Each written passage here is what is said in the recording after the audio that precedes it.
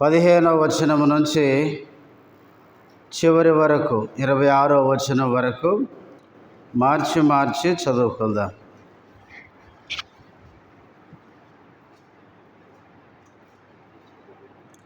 అపోస్తలుల కార్యములు 1వ అధ్యాయము 15వ వచనం నుంచి చివరి వచనం వరకు మార్చి చదువుకుందాం. ఆ కాలమందు ఇంచుమించు 120 మంది సహోదరులు కూడి ఉండగా పేతురు వారి మధ్య నిలిచి ఇట్లనెను,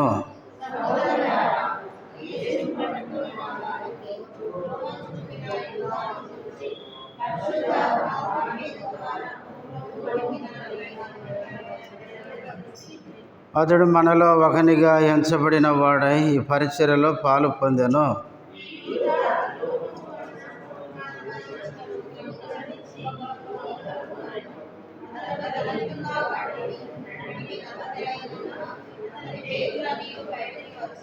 ఈ సంగతి యెరూషలేములో కాపురం ఉన్న వారికి అందరికీ తెలియవచ్చును గనుక వారి భాషలో ఆ ఫలము అకెల్దామ అనబడి ఉన్నది. దానికి రక్తభూమి అని అర్థము. ఇందుకు ప్రమాణముగా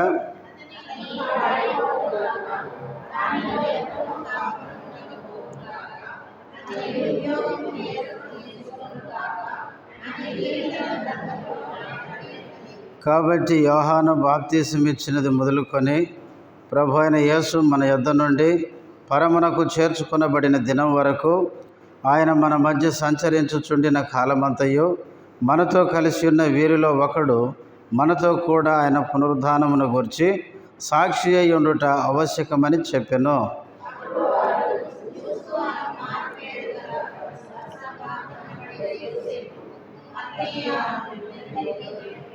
ఇట్లని ప్రార్థన చేసిరి. అందరి హృదయములను ఎరిగి ఉన్న ప్రభువా,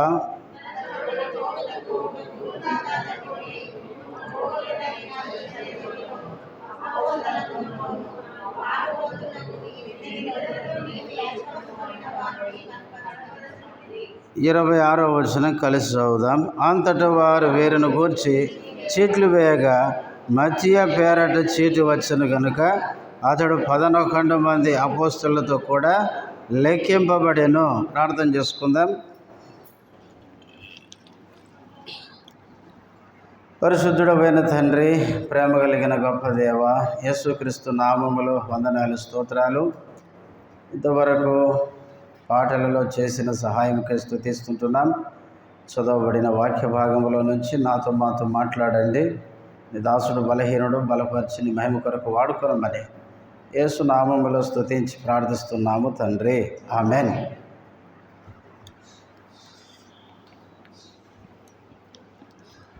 మనము గత వారము 12వ వచనము నుంచి 14వ వచనం వరకు ఉన్న భాగాన్ని చదువుకొని అందులో కొన్ని విషయాలు మనం జ్ఞాపకం చేసుకున్నాం. యేసుక్రీస్తు ఒలీవల కొండ మీద నుండి పరలోకమునకు ఆరోహణమైన తర్వాత అపోస్తలులు యెరూషలేం పట్టణానికి వచ్చారని, తర్వాత వారు మేడగదికి ఎక్కిపోయారని, ఎక్కి వెళ్ళిన వారు ఏక మనసుతో ఉన్నారని, తర్వాత ఎడతెగక వారు ప్రార్థన చేస్తున్నారు అని పోయిన వారం మనము చెప్పుకున్నాం. ఈ వారము 15వ వచనం నుంచి 26వ వచనం వరకు ఉన్న భాగంలో కొన్ని మాటలే మనం జ్ఞాపకం చేసుకుందాం. 15వ వచనం, ఆ కాలమందు ఇంచుమించు 120 మంది సహోదరులు కూడి ఉండగా పేతురు వారి మధ్యన నిలిచి ఇట్లనెను, సహోదరులారా, యేసును పట్టుకొనిన వారికి త్రోవ చూపిన యోధాను గూర్చి పరిశుద్ధాత్మ దావీదు ద్వారా పూర్వము పలికిన లేఖనము నెరవేరవలసి ఉండెను. ఇక్కడ పోయిన వారం మనం చెప్పుకున్నట్లు ఆ మేడగదిలో వీళ్ళు వెళ్ళి అందరూ ఒక కూడిక పెట్టుకొని కూడుకున్నారు. అక్కడ యేసుప్రభు చెప్పాడు కదా, ఏమని, యెరూషలేములో నుండి మీరేం చేయొద్దు, వెళ్ళొద్దు, తండ్రి చేసిన వాగ్దానం కొరకు మీరు అక్కడ కనిపెట్టుకోండి అని చెప్పినాడు. కనుకనే వీళ్ళు యెరూషలేముకు వచ్చి ఆ మేడగదిలో కూడుకొని ప్రార్థన చేస్తున్నారు. ఆ సమయంలో పేతురు లేచి వాళ్ళతో ఇట్లా అంటున్నాడు. 16వ వచనం చూడండి. సహోదరులారా, యేసును పట్టుకొనిన వారికి త్రోవ చూపిన యోధాను గూర్చి అని చదువుతున్నాను. యోధా ఏం చేశాడంటే యేసును పట్టుకోవడానికి ఏం చూపించాడు? త్రోవ చూపించాడంట. ఎందుకు చూపించాడు చూడండి. మత్తయి సువార్త 26వ అధ్యాయం.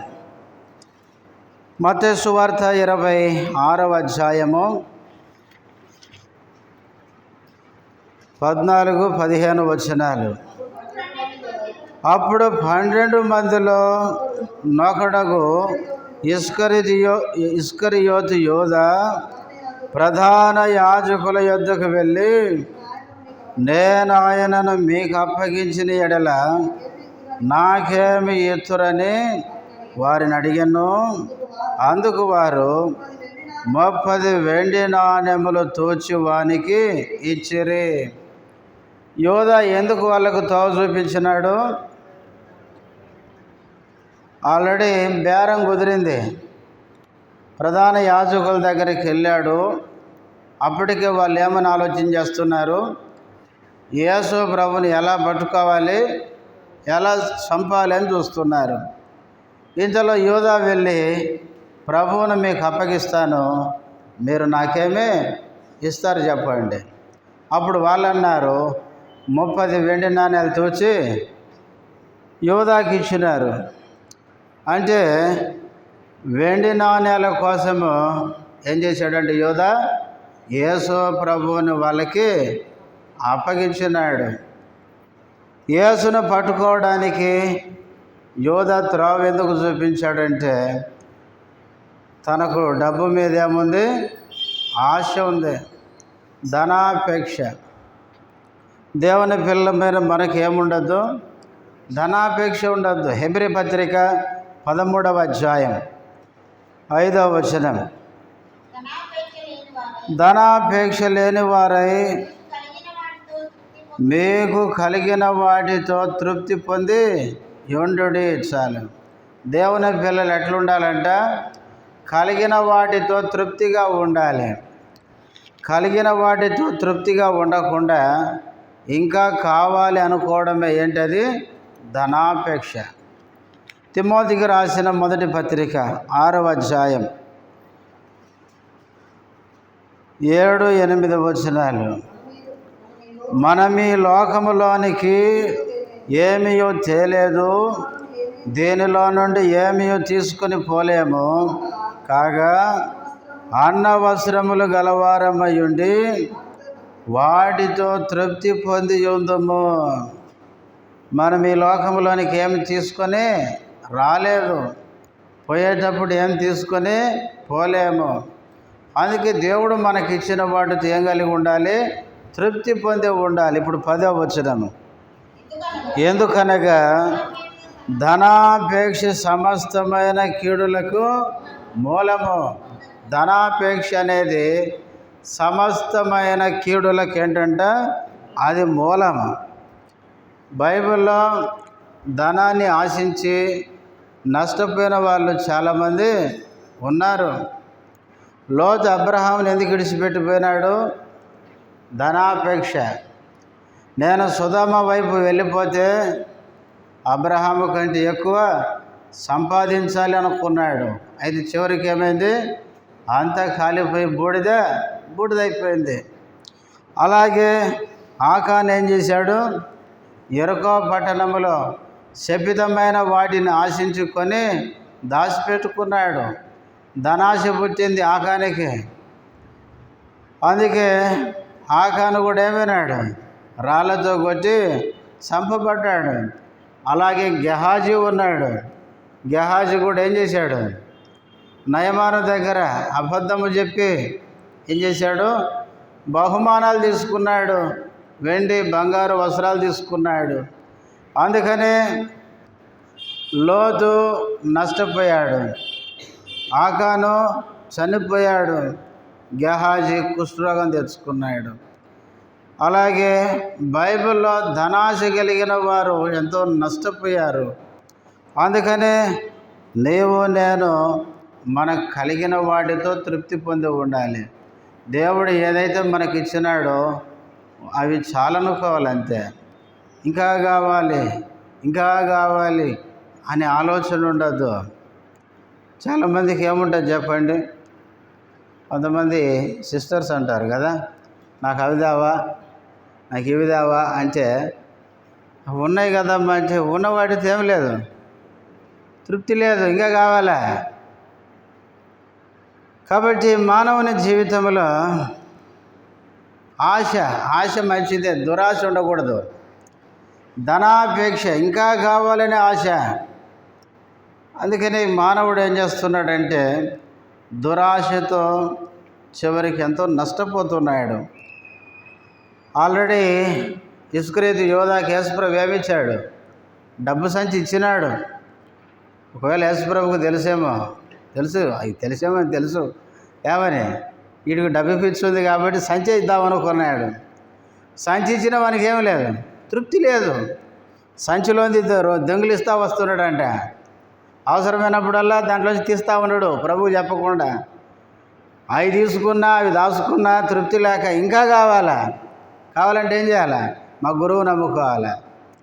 కాబట్టి యోధా చేసిన పని ఏంటంటే యేసు క్రీస్తును 30 వెండి నాణ్యాలకి అమ్మడానికి, అంటే 30 వెండి నాణ్యాలు ఆశించి యేసు క్రీస్తును అప్పగించడానికి వాళ్ళకి త్రోవ చూపించాడు.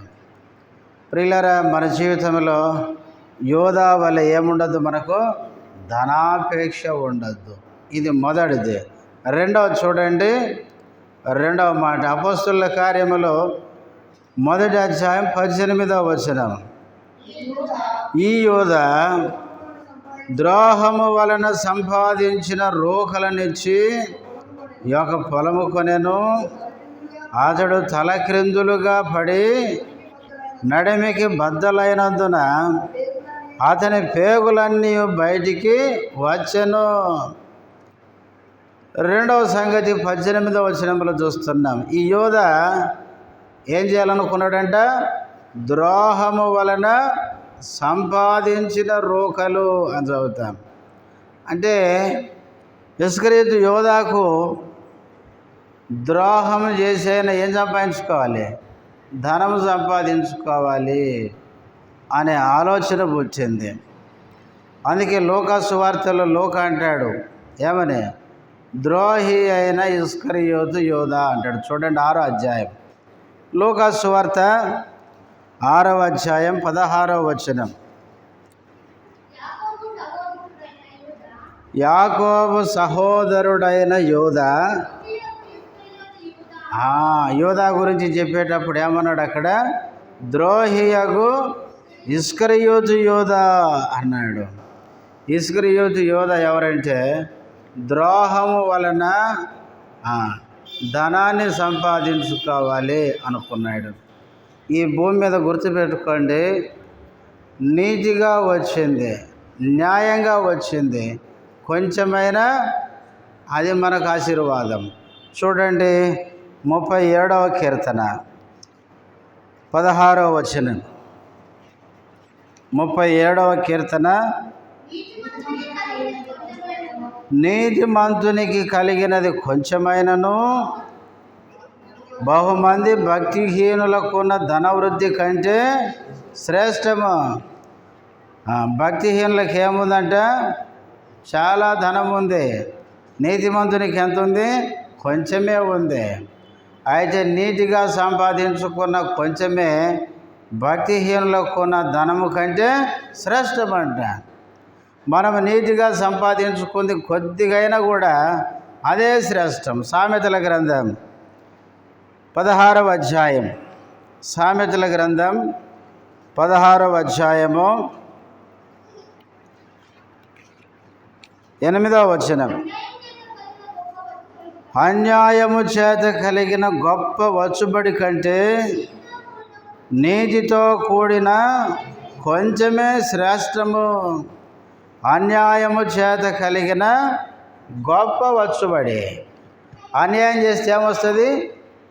గొప్ప రాబడి వస్తుంది. కొన్నిసార్లు చూడండి, అన్యాయం చేసి చాలా సంపాదిస్తూ ఉంటారు, కానీ అన్యాయం వలన వచ్చే గొప్ప రాబడి కంటే, వచ్చుబడి కంటే నీతితో కూడింది కొంచెమే శ్రేష్టం అది. కాబట్టి అన్యాయము చేత మనం సంపాదించుకుంటే అది ఆశీర్వాదం కాదు.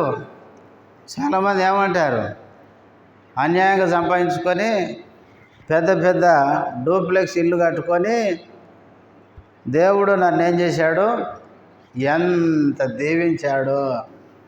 అన్యాయం చేత సంపాదించుకున్నంత దేవున. అట్లయితే లోకస్తులకు కూడా ఉన్నది అదే కదా. అందుకనే మనం అన్యాయము చేత సంపాదించుకోకూడదు. ఎందుకంటే ఈ లోకంలో మనం ఉన్నంత కాలము మనకు కలిగిన దాన్ని ఉపయోగించుకుంటాం, పోయేటప్పుడు దాన్ని తీసుకొని పోలేము. మనం ఎట్లొచ్చామో అట్లే పోతాము. అలాంటప్పుడు ఈ భూమి మీద అన్యాయంగా ఎందుకు సంపాదించుకోవాలి? అందుకనే అన్యాయంగా మనం సంపాదించుకోకూడదు. చూడండి, సామెతల గ్రంథం 13వ అధ్యాయం. సామెతల గ్రంథం 13వ అధ్యాయం 11వ వచనం. మోసము చేత సంపాదించిన ధనము క్షీణించిపోవును, కష్టము చేసి కూర్చుకున్నవాడు తన ఆస్తిని వృద్ధి చేసుకొనును. కష్టము చేసి సంపాదించుకున్న ఆస్తిని ఏం చేసుకుంటాడు? వృద్ధి చేసుకుంటాడు. కష్టపడి సంపాదించుకున్నది ఎప్పుడైనా దేవుడు దీవిస్తాడు, అది వృద్ధి అవుతుంది. మోసం చేసి సంపాదించుకున్నది, అందుకే మోసం చేసేవాడు చివరికి ఏమవుతాడు? మోసంలోనే పడతాడు. ఏది విత్తితే అదే పంట. అందుకనే మోసం చేత మనం సంపాదించుకోవద్దు. ఇదే సామెతల గ్రంథం 21వ అధ్యాయం. సామెతల గ్రంథం 21వ అధ్యాయం 6వ వచనం. అబద్ధములాడి ధనము సంపాదించుకొనుట ఊపిరితో సాటి, దానిని కోరువారు అబద్ధముతో, అన్యాయముతో, మోసముతో ధనము సంపాదించుకుంటే అది ఊపిరితో సాటి అంట. అన్యాయంగా, అబద్ధంగా, మోసముతో ధనం సంపాదించుకుంటే వాడు ఏం కోరుకుంటున్నట్టంట? మరణాన్నే. కానీ మనం ఏం చేస్తాం చెప్పండి? ఏం చేస్తాం? ఎట్టన రాని చేతులకి పైసలు రావాలా, అది మంది కాకపోయినా పర్లేదు కదా. మోసం చేయని, అన్యాయం చేయని, అక్రమం చేయని ఎట్టనా కానీ సంపాదించుకోవాలి మనం. దేవుని పిల్లలకి అట్లాంటి మనసు ఉండద్దు. మనది కానిది మనం కావాలనుకోవద్దు. బైబిల్ ఏముంది? నీ పొరుగు వానిది ఏది ఆశించొద్దు అని ఉంది. కానీ మనం ఏం చేస్తాం చెప్పండి? అంత మనకు కావాలనుకుంటాం. కాబట్టి దేవుడు మనకి ఇవ్వంది మనం ఎప్పుడు ఆశించకూడదు. దేవుడు ఇవ్వనిది మనది కాదది. అందుకనే మనం ఎప్పుడూ కూడా దేవుడు ఇచ్చిన దాంతో తృప్తి చెందాలి. మనకున్నదే దేవుని కృపతో మనకి ఇచ్చింది అనుకోవాలి తప్ప అన్యాయంగా, మోసంగా, అబద్ధం చెప్పి మనం ఏదైనా సంపాదించుకోవాలనే ప్రయత్నము చేయకూడదు. అందుకే జ్ఞాని అయిన సొలొమోను ఆ మాట చెప్పినాడు. అబద్ధం చెప్పి ధనాన్ని సంపాదించుకున్నవాడు ఏం కోరుకుంటున్నాడు? మరణాన్ని అంట. ఇంకా చూడండి, ఇర్మియా గ్రంథం 17వ అధ్యాయం. ఇర్మియా గ్రంథం 17వ అధ్యాయం 11వ వచనం.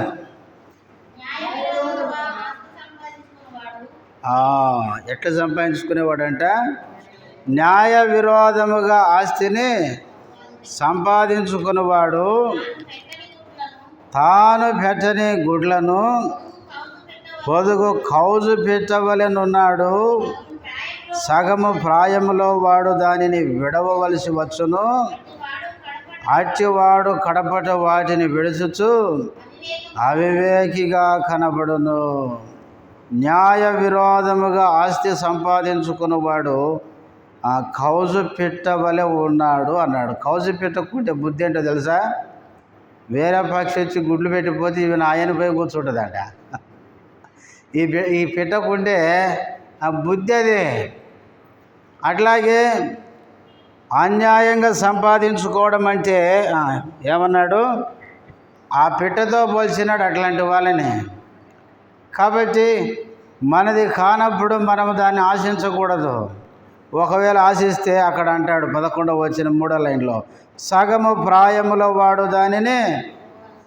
ఎంత మంచి మాట చూడండి. సగం ప్రాయములు అంటే మధ్యలోనే చచ్చిపోతాం అంతే. సంపాదించుకున్నది అనుభవించకుండానే పోతాం. అందుకనే అన్యాయంగా వచ్చింది మనకు అవసరం లేదు. ప్రియులారా, ఇస్కరియోతు యూద ద్రోహము వలన ఏం చేశాడంట? ఆ రోగాలు అనుకున్నాడు కానీ అది సంపాదించుకున్నాడండి. మత్తయి సువార్త 27వ అధ్యాయంలో చదువుతాం. యేసుక్రీస్తు సిలువ వేయబడడం చూసి మనసు నొచ్చుకుందంట.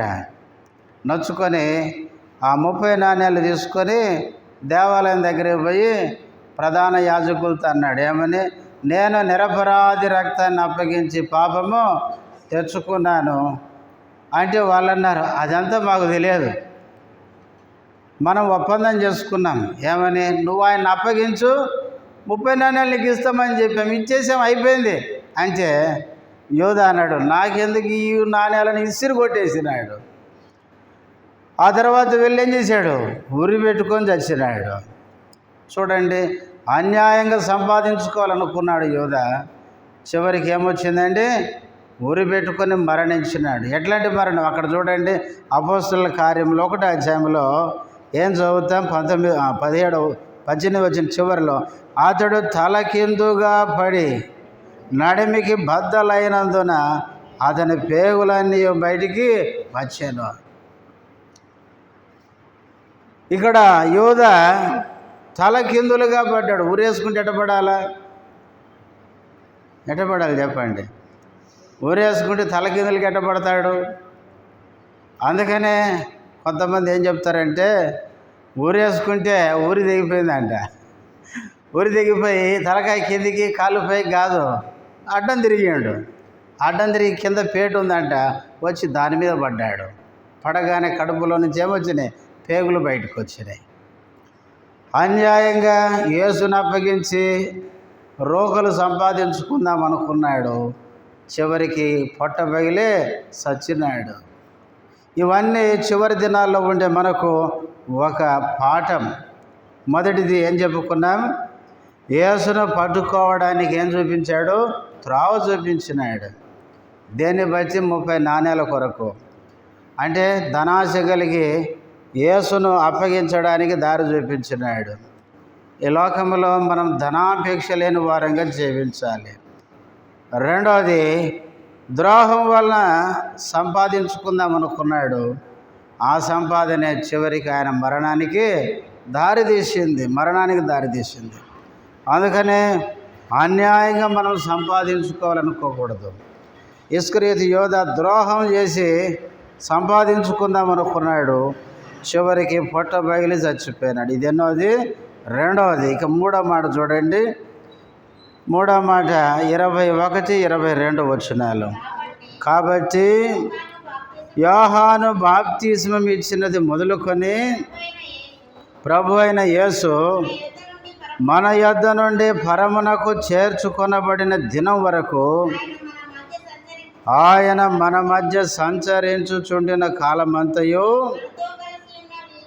మనతో కలిసి ఉన్న వీరిలో ఒకడు మనతో కూడా ఆయన పునరుద్ధానమును గూర్చి సాక్షి ఉండుట అవశ్యమని చెప్పాను. 3వ సంగతి ఏం చూస్తున్నామంటే, ఇప్పుడు యూద చచ్చిపోయాడు కదా, ఇప్పుడు శిష్యులలో ఒకరి సంఖ్య ఏమైంది? తగ్గిపోయింది. అందుకనే ఇప్పుడు పేతురు ఏం చెప్తున్నాడంటే 22వ వచనం చివరిలో చూడండి, మనతో కూడా ఆయన పునరుద్ధానాన్ని గురించి సాక్షి అయి ఉండుట అవశ్యమని చెప్పాను. పేతురు ఏం చెప్తున్నాడంటే, యూదా చచ్చిపోయినాడు, వాస్తవంగా శిష్యుల్లో 12 మంది ఉండాలి కదా, అయితే ఒకడు చచ్చిపోయాడు కాబట్టి ఒక సంఖ్య తగ్గిపోయింది. కాబట్టి మనలో ఒకడు చేర్చుకోవాలి. యోధా స్థానంలోకి ఎవరు రావాలి? ఎవరో ఒకరిని చేర్చుకోవాలి. అయితే చేర్చుకునే వ్యక్తి ఎవరై ఉండాలి? ఇక్కడ అంటాడు, యోహాను బాప్తీసం ఇచ్చినది మొదలుకొని ప్రభు అయిన యేసు మన యొద్ద నుండి పరమునకు చేర్చుకొనబడిన దినం వరకు ఆయన మన మధ్య సంచరించుచున్న కాలమంతయు మనతో కలిసి ఉన్న వీరిలో ఒకడు. ఈ ఎన్నుకొని ఈ ఒకడు ఎవరై ఉండాలి? యోహాను బాప్తీసం ఇచ్చిన దినాలు మొదలుకొని యేసుక్రీస్తు పరమునకు కొనుపోబడిన దినం వరకు యేసుతో సంచరించిన వాడై ఉండాలంట. అపోస్తలుడిగా ఉండాలంటే ఈ అర్హత ఉండాలంట. ఎవరు పడితే వారు అపోస్తలులు కాదు. ఈ రోజుల్లో చాలామంది నేను ఒక అపోస్తలుని అని చెప్పుకుంటున్నారు. గొప్పలు చెప్పుకోవడానికి అపోస్తలుడు, అంతేగాని నిజమైన అపోస్తలులు కాదు వాళ్ళు. అపోస్తలులు ఎవరంటే 12 మంది శిష్యులే. అందుకే ప్రకటన గ్రంథంలో చూడండి, పరలోక పట్టణం మీద 12 మంది అపోస్తలుల పేర్లు రాయబడినట్లు చదువుతాం. మరి ఈయన అపోస్తలుడు అయితే 13వ పేరు రావాలి కదా. అందుకే బైబిల్ సరిగా తెలియక నేను అపోస్తలు నాకు అడుగు వచ్చింది కథ. కాబట్టి అపోస్తలు ఆ 12 మందే గుర్తుపెట్టుకోండి. ఈరోజు నేను అపోస్తలుని చెప్పుకుంటే రేపు యేసుప్రభు దగ్గర పోయిన తర్వాత ఏం చేయాలి? లెప్పకాయలు వేసుకోవాలి. నేను అనవసరంగా చెప్పాను జనాలను మోసం చేయడానికి. కానీ కాబట్టి ఇక్కడ అపోస్తలుడిగా ఉండాలంటే యోహాను బాప్తీసం ఇచ్చింది మొదలుకొని యేసు పరమునకు చేర్చుకునబడిన దినం వరకు వారితో సంచరించిన వ్యక్తి అయి ఉండాలి. అలా చూస్తే ఇక్కడ 2 వ్యక్తులు కనపన్నారు. తర్వాత వచనంలో చూస్తాం 23లో. ఎవరు వాళ్ళు? యోసేపు, మత్తీయ. ఈ 2 కనపన్నారు. యోహాను బాప్తీసం ఇచ్చింది మొదలుకొని యేసు పరలోకమునకు చేర్చుకొనబడిన దినం వరకు ఉన్న వ్యక్తులలో 2 కనపన్నారు. ఆ 2 కనపడితే ఆ 2ని అక్కడ నిలవబెట్టి ఇప్పుడు ప్రార్థన చేస్తున్నారు. ఏమని? 24వ వచనం, ఇట్లని ప్రార్థన చేసిరి, అందరి హృదయములను ఎరిగి ఉన్న ప్రభువా. కొద్దిగా అయ్యా, ఇక్కడ ప్రార్థన చేసేటప్పుడు ఏమన్నారు? అందరి హృదయములను ఎరిగి ఉన్న ప్రభువా. మన దేవుడు ఎవరండి? అందరి హృదయాలను ఎరిగిన దేవుడు. చాలాసార్లు మనం అనుకుంటాం, చేసేవన్నీ చేసి ఎవరికి తెలియదు అనుకుంటాం. ఎవరికి తెలియకపోవచ్చేమో, ప్రభువుకు బాగా తెలుసు. చూడండి, దావీదు చెప్తాడు సొలొమోనుకు, దినవృత్తాంతములు మొదటి గ్రంథం 28వ అధ్యాయం. దినవృత్తాంతముల మొదటి గ్రంథము 28వ అధ్యాయము 9వ వచనం. సొలొమోనా, నా కుమారుడా, నీ తండ్రి యొక్క దేవుడైన యెహోవా. ఈ మాటలు మీరు గమనించాలి. దేవుడైన యెహోవా అందరి హృదయములను పరిశోధించువాడును, ఆలోచనలన్నిటినీ సంకల్పములన్నిటినీ ఎరిగిన వాడునై ఉన్నాడు. చాలే అమ్మ. ఇక్కడ సొలొమోనుతో దావీదు చెప్తున్నాడు ఏమని? నీ తండ్రి యొక్క దేవుడైన యెహోవా అందరి హృదయములను ఏం చేసేవాడు? పరిశీలించేవాడు. దినవృత్తాంతంలో 2వ గ్రంథం 6వ అధ్యాయం.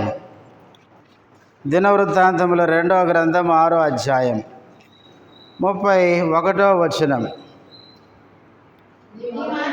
నీ మార్గములలో నడుచున్నట్లుగా వారి వారి హృదయములను ఎరిగి ఉన్న నీవు సకల ప్రవర్తనకు తగినట్లు ప్రతిఫలము దయచేయుదుగాక. ఈ మాట చూడండి, నీవు ఒక్కడవే మానవుల హృదయము ఎరిగిన వాడవు కదా. దేవుడు ఒక్కడే మానవుల యొక్క హృదయాలను ఎరిగిన దేవుడు. 44వ కీర్తన 21వ వచనం. 44వ కీర్తన ఏమన్నాడు అక్కడ? హృదయ రహస్యములను ఎరిగిన దేవుడు ఆ సంగతిని పరిశీలించడా అన్నాడు. కాబట్టి హృదయ రహస్యాలను ఎరిగిన దేవుడు. అందుకే ఒకసారి యేసు ప్రభు కూడా అంటాడు, మీరు మనుషుల ఎదుట, శాస్త్రుల పరిచయాల గురించి మాట్లాడుతూ, మీరు మనుషుల ఎదుట నీతిమంతులుగా కనబడాలనుకుంటారు, అయితే దేవుడు మీ హృదయాలను ఎరుగును అంటాడు. చూడండి, లూకాసు సువార్త 6వ అధ్యాయం. లూకాసు సువార్త 6వ అధ్యాయం 15వ వచనం. 6వ అధ్యాయము ఎన్నో వచనం చూడండి.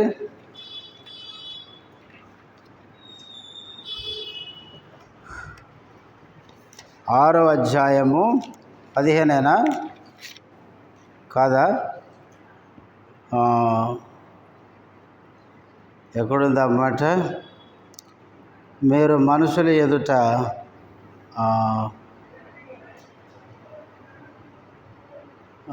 సరే, ఇక్కడ లేనట్టుంది, ఒక చోట ఉంటుంది. ఏమంటాడంటే యేసు ప్రభు, మీరు మనుషుల ఎదుట నీతిమంతులని అనిపించుకోవాలనుకుంటారు, అయితే దేవుడు మీ హృదయములను ఎరుగును అంటాడు. సరే, రెఫరెన్స్ కరెక్ట్ గుర్తు రావడం లేదు. కాబట్టి మనం ఇక్కడ ఏం చూస్తున్నామంటే, మన దేవుడు ఎవరంటే హృదయ రహస్యాలను ఎరిగిన దేవుడు. యోహాను సువార్త 2వ అధ్యాయం. యోహాను సువార్త 2వ అధ్యాయం.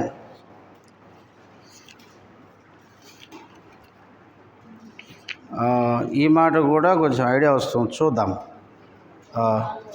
ఎన్నో వచ్చినామమ్మా? ఈ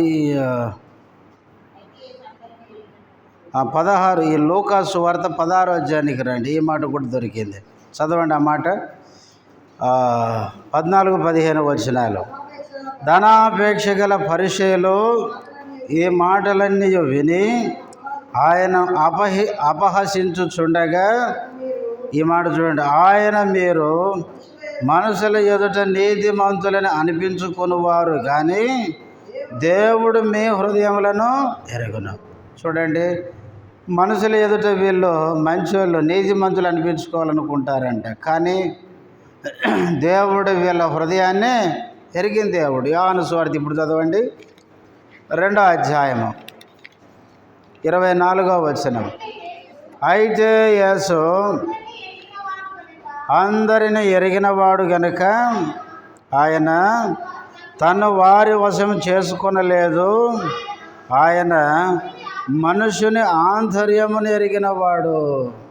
చూసారా, యేసు అందరినీ ఎరిగినవాడు అంటూ కింద అంటాడు, ఆయన మనుషుని యొక్క ఆంతర్యాన్ని ఎరిగినవాడు. కాబట్టి మన జీవితంలో దేవుడు మన హృదయాలను పరిశీలించే దేవుడు. అందుకే సమూయేలుతో దేవుడు అన్నాడు, మనుషులు పైరూపాన్ని లక్ష్య పెడతారు, దేవుడు హృదయాన్ని లక్ష్య పెడతాడు. దేవుడు హృదయాన్ని చూస్తాడు. అందుకనే మన హృదయం దేవుని ఎదుట ఎట్లుండాలి? యథార్థంగా ఉండాలి. అందుకనే ఈ ఇద్దరి విషయమై ప్రార్థించేటప్పుడు వారు ఏమని ప్రార్థన చేశారంటే, అందరి హృదయములను ఎరిగి ఉన్న ప్రభువా అని ప్రార్థన చేశారు. ఇంకేమన్నారు? 25వ వచనం.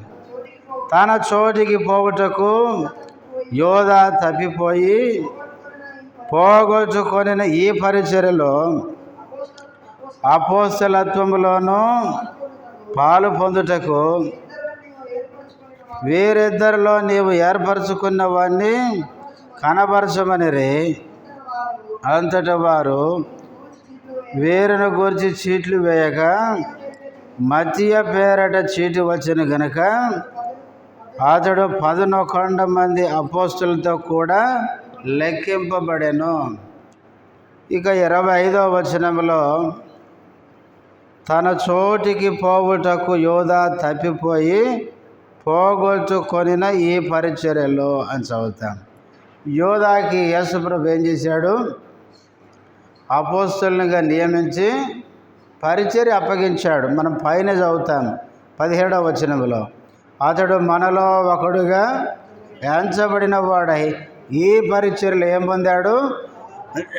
దేవుడు ఈయనకి యూదాకి పరిచర్య అప్పచెప్పాడు.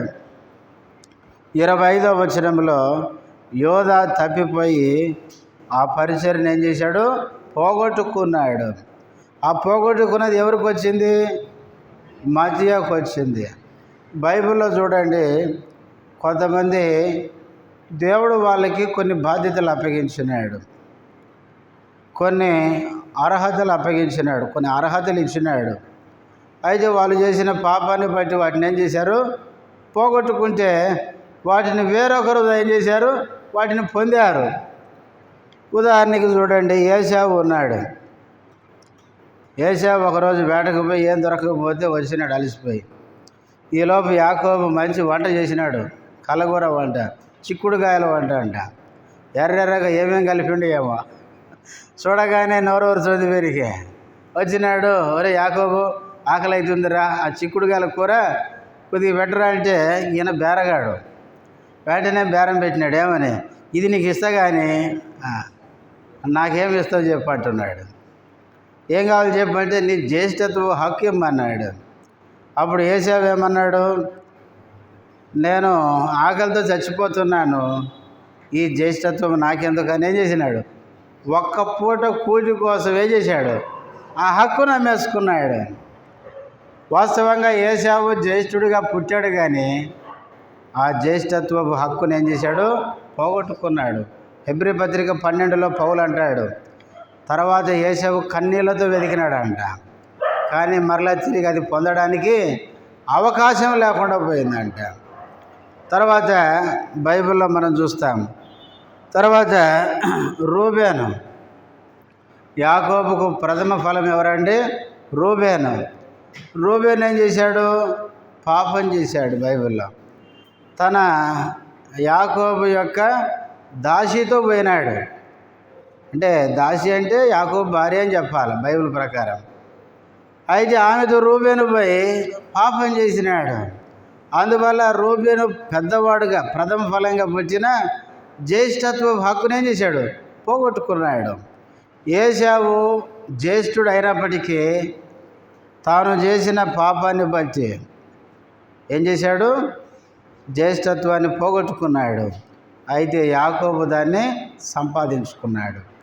అట్లాగే రూబేను కూడా జ్యేష్ఠుడిగా పుట్టిన చేసిన పాపాన్ని బట్టి దాన్ని పోగొట్టుకున్నాడు. చూడండి, దినవృత్తాంతంలో మొదటి గ్రంథం 5వ అధ్యాయం 1వ వచనం, ఇశ్రాయేలునకు తొలిచూలు కుమారుడైన రూబేను కుమారుల వివరము, ఇతడు జ్యేష్ఠుడై ఉండెను గాని తన తండ్రి పరుపును ఏం చేశాడు?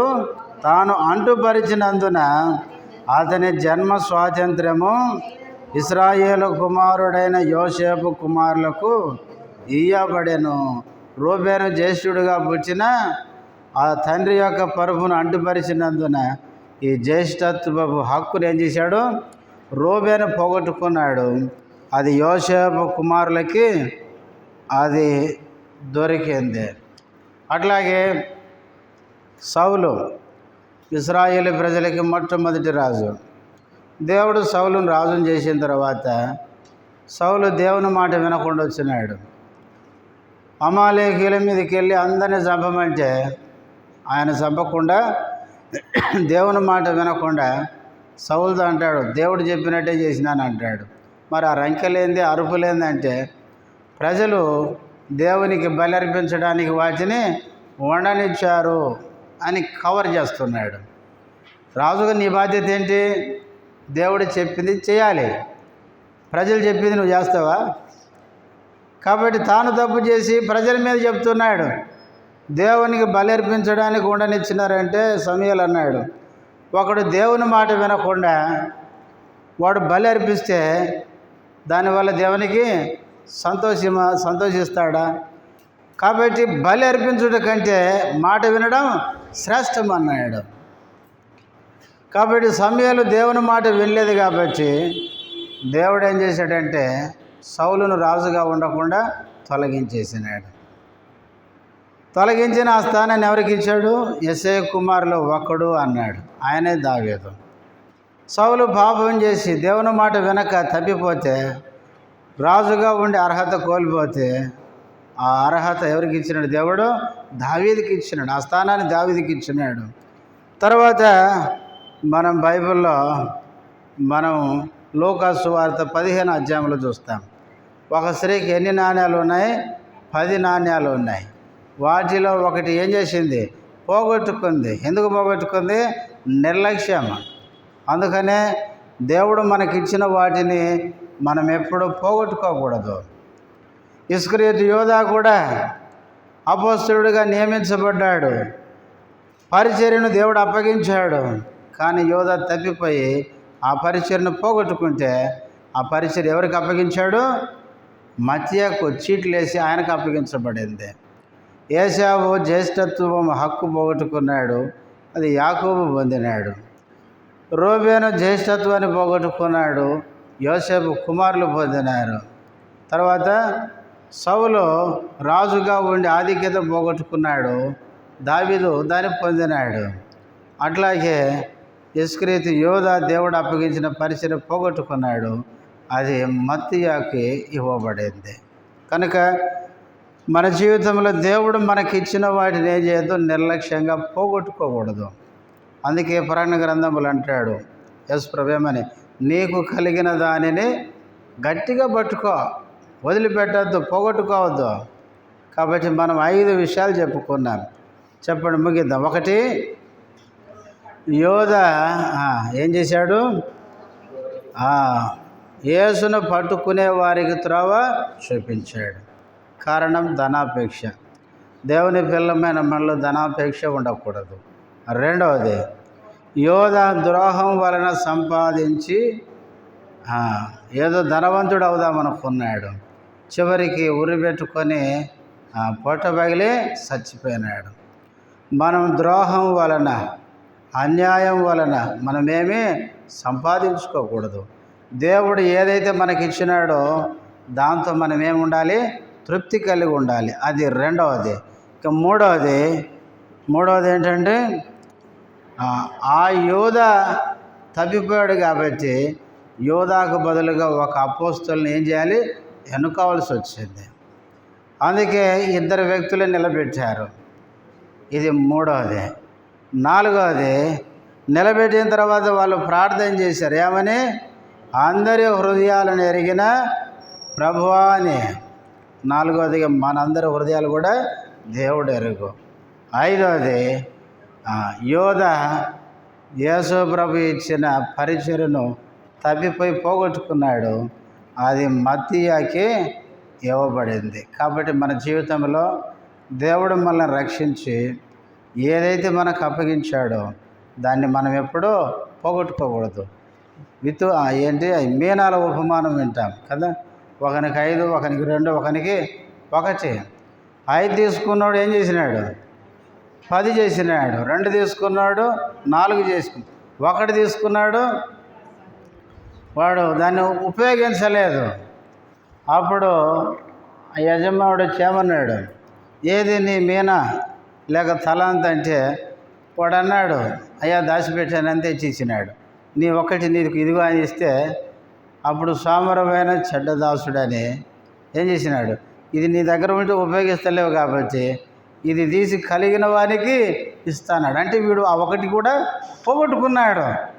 దేవుడు మనకిచ్చిన దాన్ని దేవుని కొరకు నమ్మకంగా వినియోగిస్తే దానికి దేవుడు మన నమ్మకత్వాన్ని బట్టి ఇంకొకటి యాడ్ చేస్తాడు. ఒకవేళ మనము దాన్ని ఉపయోగించకపోతే ఉన్నది కూడా తీసేస్తాడు, పోగొట్టుకుంటాం. అందుకనే మనము దేవుడు మనకిచ్చిన వాటిని జాగ్రత్తగా దేవుని మహిమ కోసం వినియోగిస్తే దేవుడు ఇంకా మనకు బాధ్యత అప్పగిస్తాడు. కాబట్టి ఈ ఇస్కరియోతు యోధ పరిచయం అప్పగిస్తే తప్పిపోయి పరిచయను పోగొట్టుకుంటే చీట్లు వేయగా బైబిల్లో చివరిగా చీట్లు వేసింది ఇక్కడే. బైబిల్లో చాలాసార్లు చీట్లు వేసినారు. ఎక్కడెక్కడ వేసారు చెప్పండి? మొట్టమొదటిగా బైబిల్లో చీట్లు చాలా చోట్ల వేసినారు. కనాను దేశాన్ని పంచుకునేటప్పుడు ఏం చేసినారు? చీట్లు వేసి పంచుకున్నారు. తర్వాత బైబిల్లో యోనా తుఫాన్ ఎవరిని బట్టి వచ్చింది అని తెలుసుకోవడానికి ఏం చేశారు? చీట్లు వేసినారు. ఇంకా ఆహాను పట్టబడడానికి కూడా చీట్లు వేశారు. ఇంకా యేసు ప్రభు వస్త్రం నాకు కావాలి అంటారు. ఎందుకంటే బాగుంది వస్త్రం, అందుకే దానికోసం ఏం చేశారంట? చీట్లు వేసినారు. ఇట్లా బైబిల్లో చీట్లు వేసినారు. యోధా స్థానం కూడా నేను అనుకుంటా నాకు కావాలి వీళ్ళిద్దరు అన్నారేమో, మత్తయి యోసేపు. నేను కూడా ఉన్నా, యోహాను బాప్తీసం ఇచ్చిన కాంచి నేటి వరకు ఉన్నా నేను అంటే ఈయన అన్నాడు ఏమన్నా మత్తయి, నువ్వు కాదు నేను కూడా ఉన్నానంటే సరే మన ఇద్దరి పేరట చీట్లు తీద్దామని చీట్లు వేసినారు. వేస్తే ఆ చీటి ఎవరి మీదకి వచ్చింది? మత్తయి మీదకి వచ్చింది. బైబిల్లో అపోస్తలుల కార్యంలో 1వ అధ్యాయంలోనే చీట్లు వేసినారు లాస్ట్. ఆ తర్వాత 2వ అధ్యాయంలో పరిశుద్ధాత్ముడు దిగి వచ్చాడు. తర్వాత ఇంకా చీట్లు గిట్లు ఏమి లేవు.